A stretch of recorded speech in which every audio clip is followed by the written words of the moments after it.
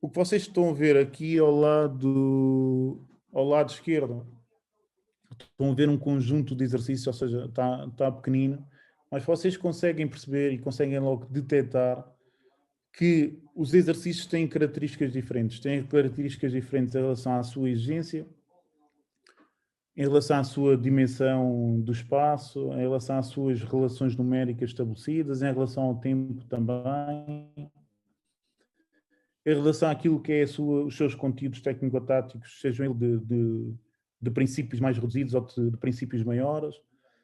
Hum, e nós vamos manipulando todas estas variáveis ao longo daquilo que é o processo de preparação da nossa equipa, de acordo também com os dias que nós temos. Eu vou tocar aqui em quatro aspectos, 5 aspectos que eu acho muito importante nós temos que levar em linha de conta quando estamos a prescrever o exercício, ok? E porque o exercício é uma arte e o exercício para mim é tudo no que diz respeito àquilo que é a preparação dos jogadores, seja ele de forma individual, seja ele de forma grupal, sectorial, ou seja ele de forma coletiva. Eu acho que o exercício aqui é o segredo de tudo. Okay? E eu vou partilhar aqui algumas preocupações que eu acho que devem ser levadas em linha de conta para quem está a preparar o exercício. Primeiro ponto. Esta palavra para mim é uma palavra cara, ou seja, a questão da representatividade é uma palavra para mim importante. Questões relacionadas com a representatividade do exercício em relação àquilo que é a modalidade do jogo, uma componente, uma visão mais ecológica, eu acho que é extremamente importante. E nós podemos escolher exercícios menos representativos do jogo e exercícios mais representativos do jogo. O exercício aqui deve funcionar como uma questão para os jogadores, como algo que os jogadores têm que resolver para conseguir o vencer, para ir de encontro aos objetivos. E é através desta representatividade maior que eu acho que os jogadores ficam mais bem preparados para aquilo que é a exigência do jogo. Ok? Gosto mais de exercícios de caráter mais aberto do que exercícios de caráter mais fechado. E parece-me que exercícios de caráter mais aberto prepara melhor os jogadores e as equipas para aquilo que é a realidade do jogo, que ao fim e ao cabo é aquilo que nós pretendemos. Depois, aspectos relacionados com complexidade e contexto. A minha última vivência foi na Arábia Saudita. Eu, na Arábia Saudita, num contexto profissional, tive que adaptar alguns exercícios tendo em conta aquele contexto. Porque os jogadores precisavam de algo diferente em comparação com outros contextos que eu vivenciei. Ou seja, eu preferia ter exercícios mais simples, mais objetivos e que todos eles conseguissem perceber em detrimento de ter objetivos com uma capacidade muito crescente que depois havia alguma dificuldade para que o exercício pudesse fluir.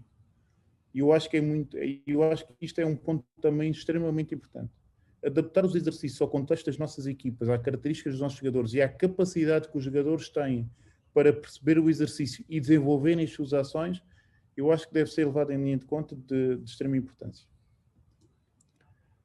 Depois, tocar no que diz respeito a comportamentos coletivos, sectorial e individual. O que é que eu quero dizer com isto? Há momentos em que nós devemos desenvolver os exercícios em que olhamos claramente a comportamentos coletivos, globais, mas a componente sectorial e a componente individual eu considero muito importante e tem que estar prevista na nossa preparação. Eu acredito que os jogadores individualmente mais capazes tornam equipas coletivas mais fortes. Eu acredito muito nisto. Por isso o processo de individualização hoje em dia é um processo que tem que estar presente naquilo que é a preparação da equipa, naquilo que é a metodologia de um treinador. O número, espaço e tempo do exercício. Manipular estas variáveis fundamentais para aquilo que são os conteúdos técnico-táticos e para aquilo que é o regime fisiológico, ou seja, o regime físico, eu acho que é muito, muito importante. E nós temos de ter esta capacidade de conseguir manipular isto, interligar estes momentos. número dos jogadores do exercício, espaço do jogador, espaço do exercício, espaços mais reduzidos, espaços intermédios, espaços maiores e tempo do exercício. E é preciso ter um conhecimento teórico e prático para que possamos manipular bem estas 3 variáveis. Okay? E por último, algo que existem alguns estudos que vão também tocando nesta parte. Eu acho que o nosso processo de treino tem de ser um processo de treino motivante para o jogador. O jogador tem que sentir prazer no treino. O jogador tem que ter sucesso nas ações que está a desenvolver. Sei? Para que possamos desenvolver a componente relacionadas com confiança e também componentes relacionadas com aspectos emocionais do grupo, da equipa. E exercícios que desenvolvam o sucesso dos jogadores, individual e coletivamente. Exercícios que promovam o prazer do jogador na sua prática, eu acho que são exercícios melhores. O que os jogadores mais gostam de fazer é jogar. Ou seja, foi aquilo que aprenderam na rua, foi aquilo que os fez gostar de futebol. E por vezes nós, os treinadores,